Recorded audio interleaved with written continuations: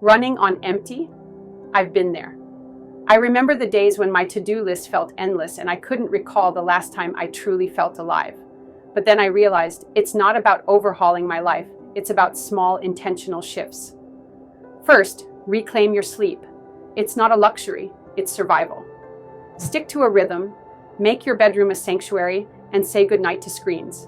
Next, move your body, even when you don't feel like it. A simple walk or a dance in the kitchen can work wonders. Fuel yourself like you matter. Choose whole foods. Stay hydrated and rethink that afternoon coffee. Stress is inevitable, but it doesn't have to control you. Breathe deeply, exercise, and try mindfulness, even for a minute. Find your people. Connection is vital.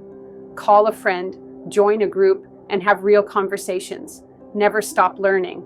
Curiosity fuels energy. And laugh more. It's a powerful release. Remember, it's not just about rest. It's about joy. What's one small change you can make today? Just one step toward feeling more like yourself again.